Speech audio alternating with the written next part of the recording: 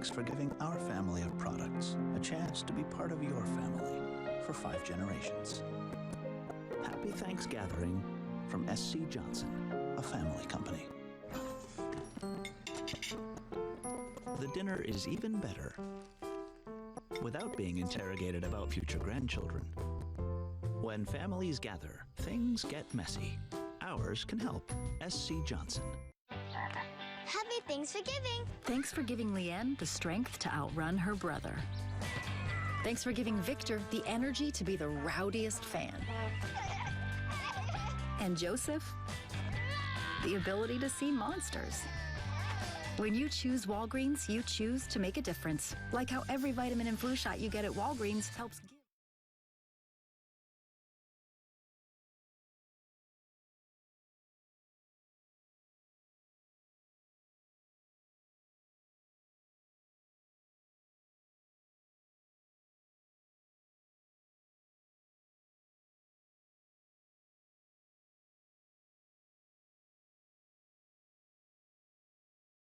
Chairman will read some remarks. We'll take some Q&A. During the Q&A. Yeah, it's just section that said the full cog line is clear. Stand by.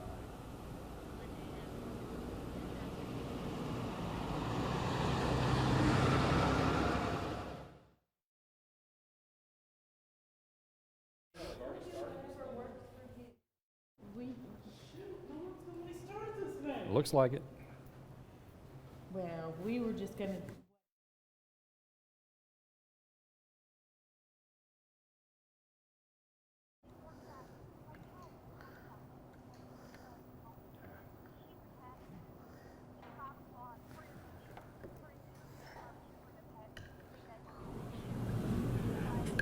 Sure. Sure, of course. No.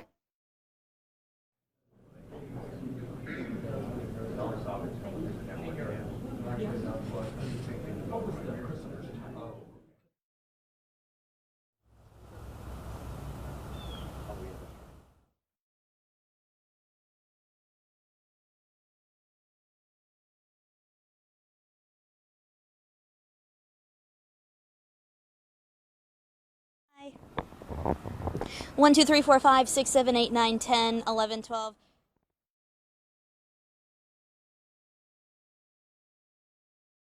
Coming up on Live at 5, new details about the man behind the wheel of the Woodmore bus crash. Were there drugs in his system? Police answer that question. And the community mourns the loss of 5 children. You'll hear from one of the moms who shares her final memories of her son. Live at 5 starts now. With coverage you can count on, this is Channel 3 Eyewitness News, live at 5 in HD.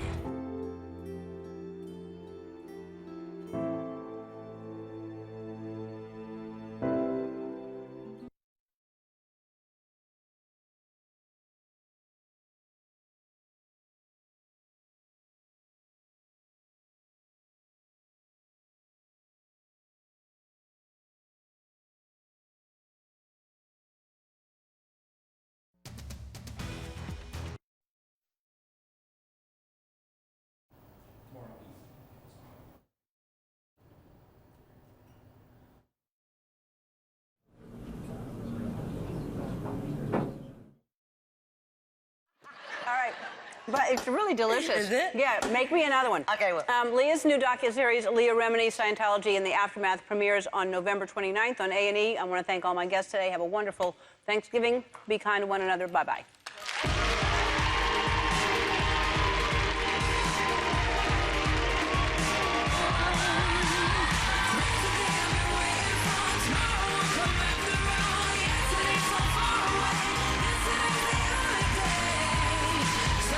Anyway.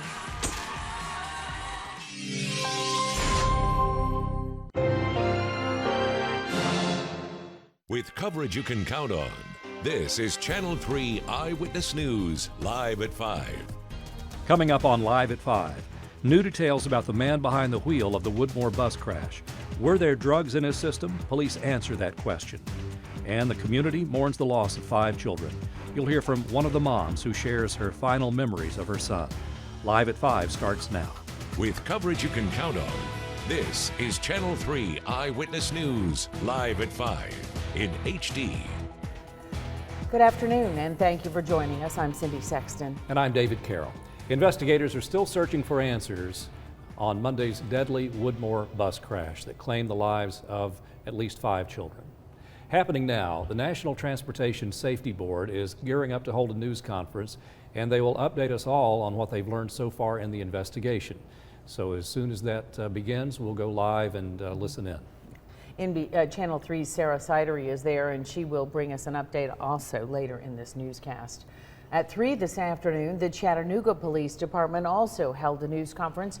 Officers released details about the driver of the bus, 24-year-old Jonthany Walker. Channel 3 Eyewitness News reporter Michelle Herron has more details on that story. Michelle?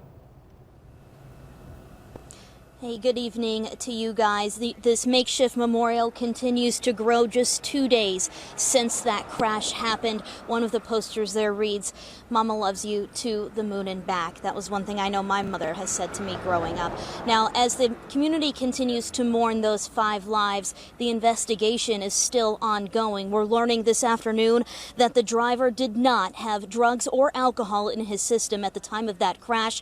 Those results coming from blood that was taken moments after that crash happened on Monday. Detectives still have a long way to go in this criminal investigation. They're looking at video from several angles of that. Now, I am apparently that press conference is starting. We're going to toss it now back to you guys so you can get to that. All right, let's go to that right now. NTSB holding a news conference. Pole and crashed into a tree. So the information we're providing today is factual information. We have done no analysis of this information. We'll be gathering facts for some time before we start with the analysis. And so we have drawn no conclusions from it, and I will not be able to give any conclusions tonight. So here's what we've gathered since yesterday's update. We looked at the history of Talley Road. There have been no fatal crashes on Talley Road in the vicinity of the crash site within the past 3 years. There have been 9 crashes that involved injuries in that same time frame, and 43 crashes that involved only property damage.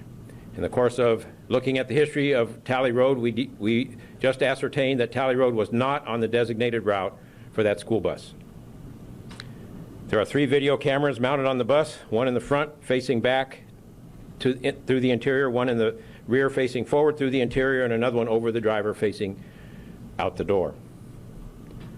The videos have been downloaded. We were having trouble downloading the videos because of the damage to the cameras, and because of the difficulty, we have not completed the download, and we're bringing an expert, one of our recorders experts in from Washington, who will be coming later this week to help, because we needed expertise in getting information from the damaged recorders. The mechanical inspection of the bus is underway. We're just about finished with that. We're looking at the brakes, we're looking at the steering, we're looking at the mechanical condition of the bus to see to what extent was that part of the cause of this accident. The engine control module has been removed from the bus and will also be analyzed by our recorder specialist who's coming later this week.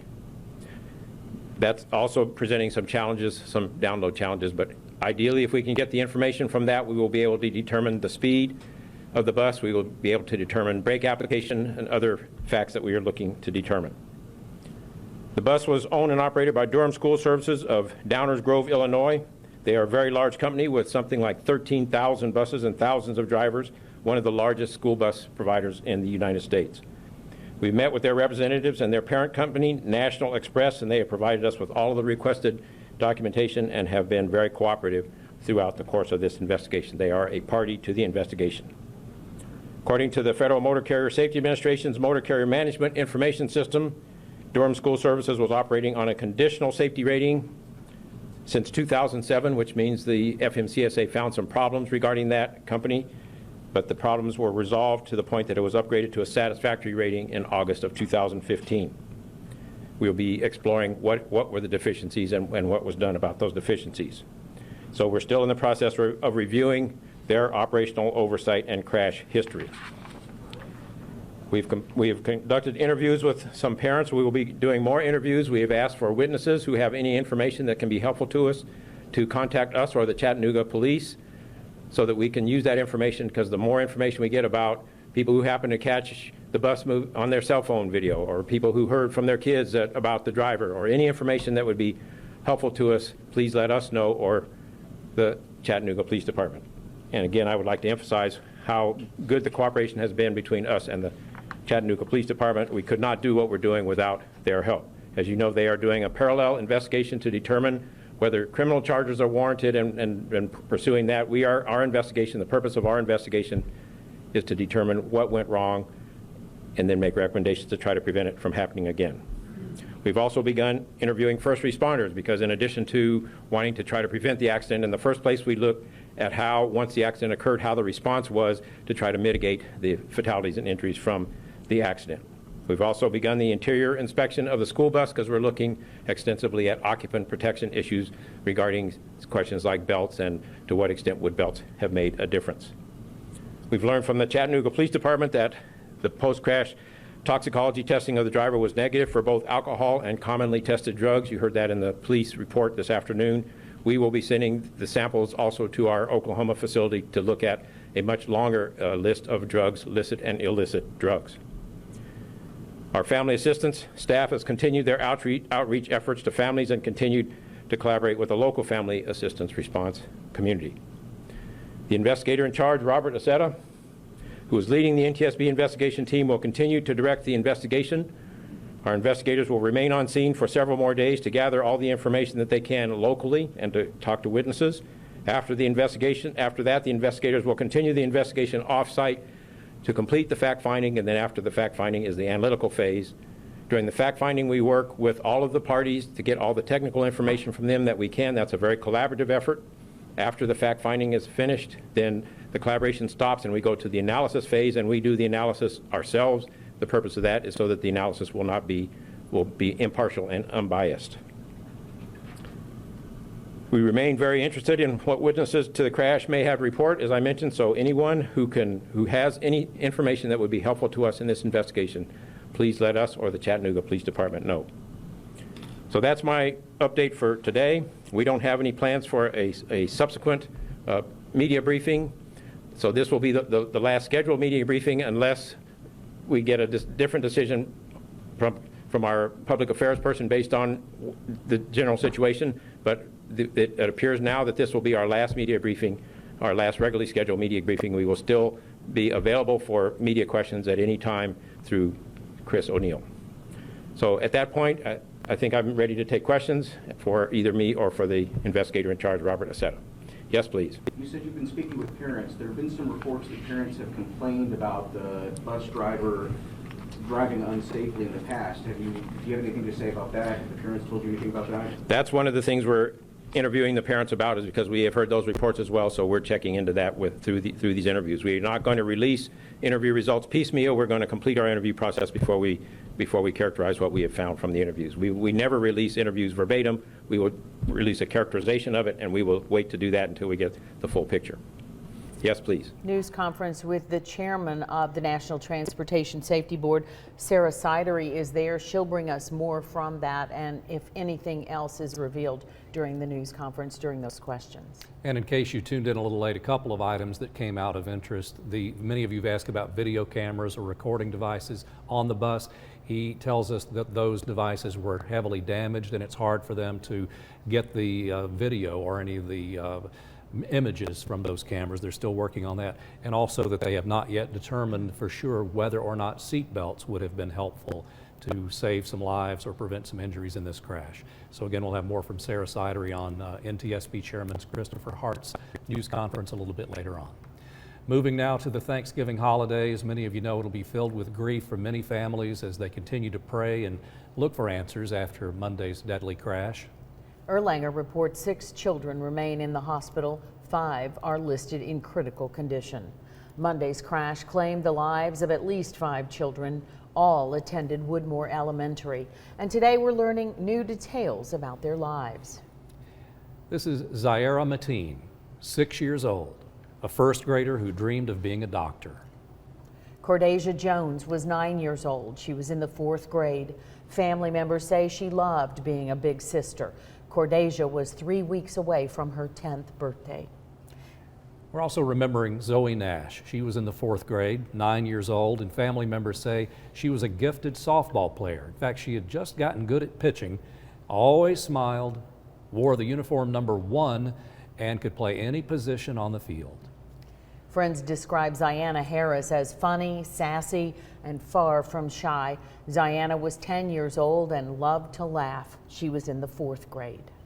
And Damian Brown celebrated his 6th birthday in September. He was a kindergartner at Woodmore Elementary.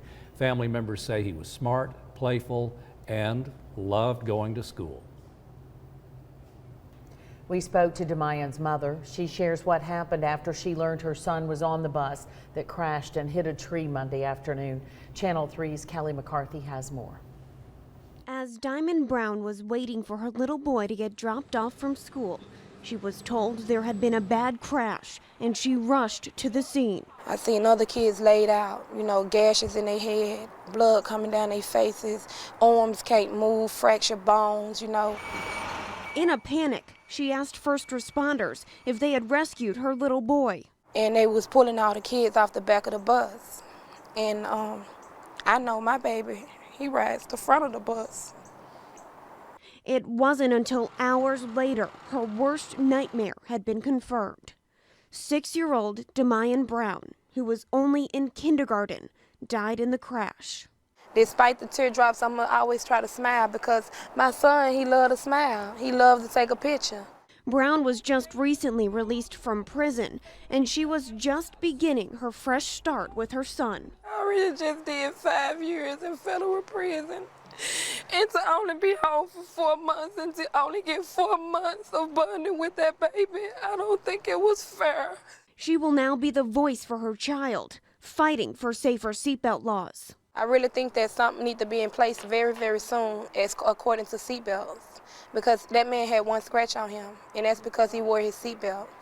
Those kids didn't have a chance. They don't have a seatbelt.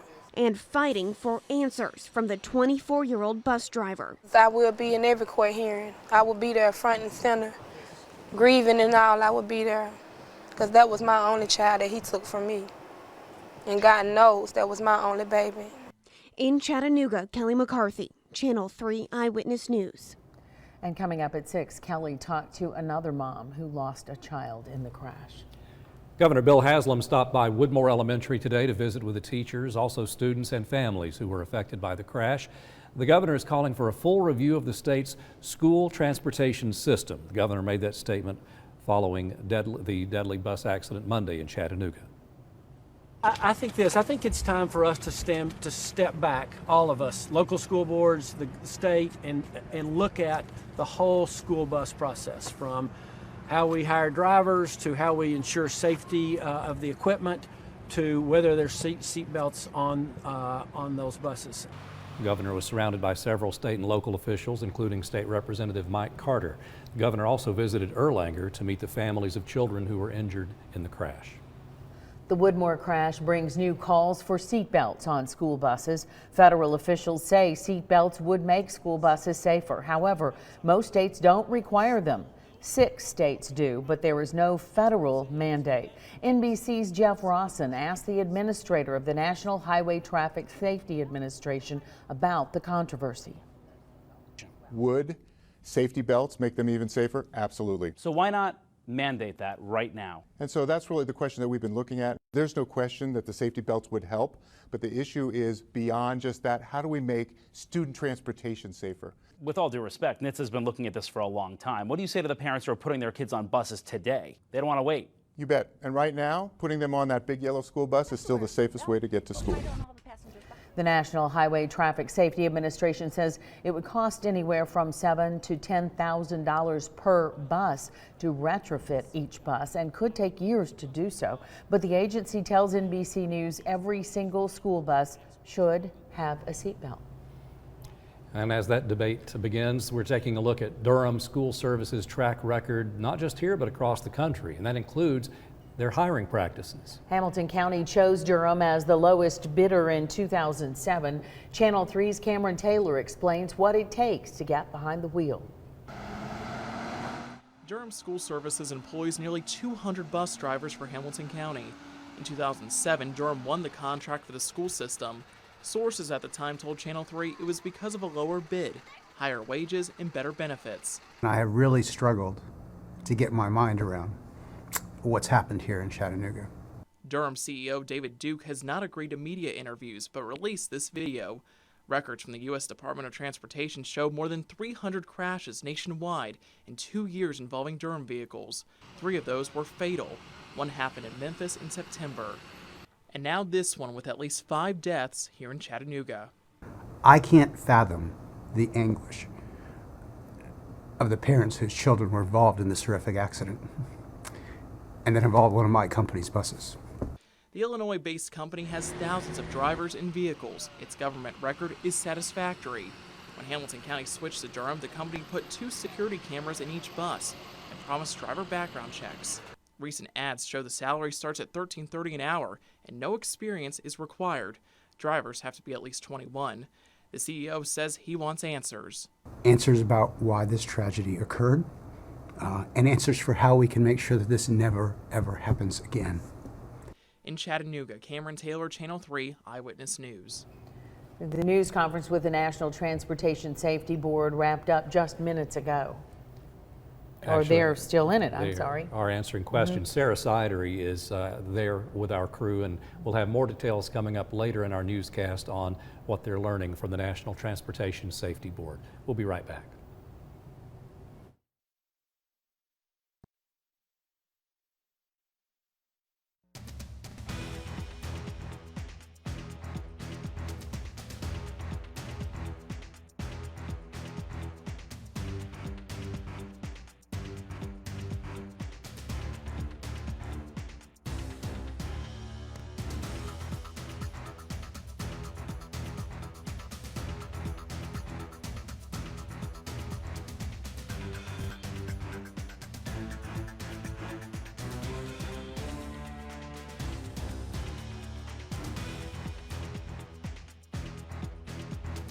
Channel 3 Eyewitness News traffic sponsored by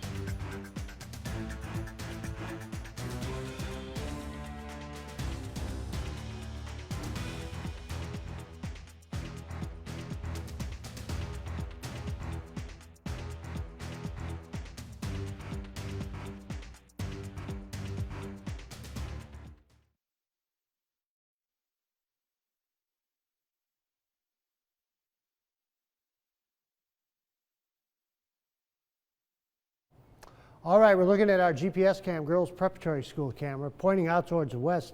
A beautiful sight. The sun going behind some clouds that are increasing. Lookout Mountain again off to your left there.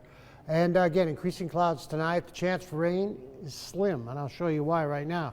Here's the Viper with the high-res radar. Here's Nashville, Cookeville, Chattanooga down here.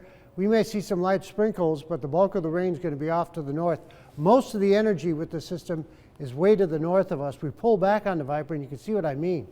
This rain from Kentucky, Indiana, into Ohio, changing over to snow up in Michigan where there's some really cold air. The energy with the storm is really located over Illinois, and that's lifting off towards the north and the east. So we're losing the energy here to create the showers, and there could be some sprinkles out of this, but not a lot of rain, I'm afraid. We didn't expect that much, 1/10 of an inch at the most. Most of us will not see that much. Winds are out of the south-southeast at 8. 67 right now in the city, 66 in Cleveland and Dalton, also in Athens, and 57 in Murphy, with Fort Payne coming in at about 64. Our high today was 68, 37 the overnight low, and obviously no rain again. 68 in Lafayette to Chatsworth, and about 58 in Fort Mountain. Well, Dalton hit 67, but Trenton got up to 70. Well, Scottsboro was 66, and then Mowbray Mountain is 67. Well, Cleveland was 66, Delano 70 degrees. Eastridge 65, and We had about 68 out in Ringgold with Red Bank at 66, and Colmont got up to 63. So a lot of 60s all over the place, an occasional 70 like Etowah at 70 degrees. Downtown Murphy 66, Turtletown 63, and again a 70 near Jasper. Here's the latest Vipercast. This is our computer model that we use, and this is the close-up version. Around 8 o'clock tonight, saying there could be a sprinkle. Again, I wouldn't hold my breath on this. And then overnight, there's still a chance for some rain. And I think it's going to be a lot less than you're seeing here on Vipercast. But the winds will be pretty light for tomorrow. They're not going to be as strong as they were today. And we get into Thursday afternoon, Thursday evening, and right into Friday morning, just some leftover clouds, and that's about it. Total amounts of rain out of this. Now, Vipercast is saying about a ½ inch in Chattanooga. That's not going to happen.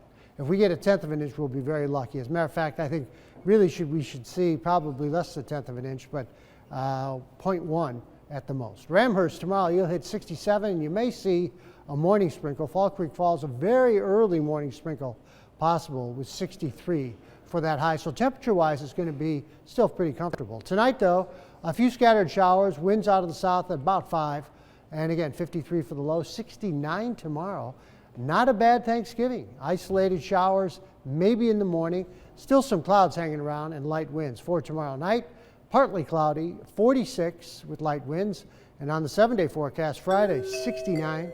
And then Saturday, a little bit cooler as another front moves in. It'll be a dry front, though, 62. 37 Sunday morning and 63 coming up in Sunday afternoon. Monday, the clouds increase with 66. And this is the day we've been waiting for, it looks like Tuesday.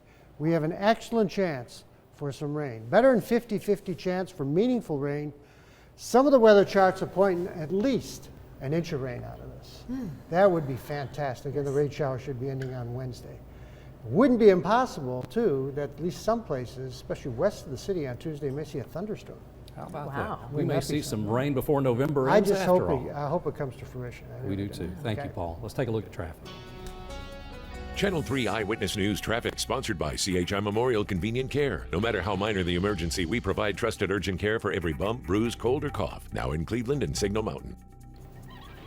This is one of those big traffic days out on the roadways everywhere in the country. Let's take a look. There you see I-24 at Rossville Boulevard, just as we expected. Traffic moving very slowly.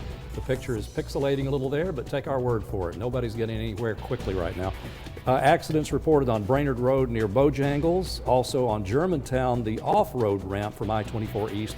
The Germantown Road off-ramp has an accident there. That's slowing things down.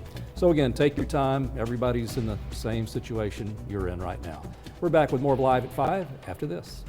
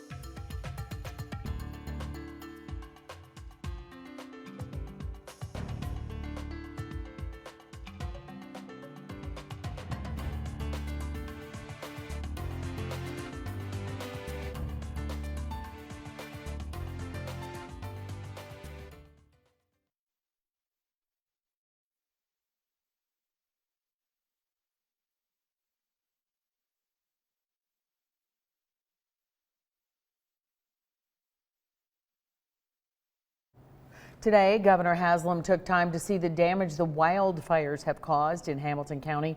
At least 61 active fires are burning across the state, 3 in Hamilton County right now. Governor Haslam visited with local and out-of-state firefighters who will spend their holiday away from family. As you may remember, Senator Bob Corker was in Hamilton County and has been actually for all week, getting a first-hand look at the fire damage on Monday. Our former mayor talked with firefighting crews and administrators to get updates on the wildfires, which have burned some 190 square miles across the southeast.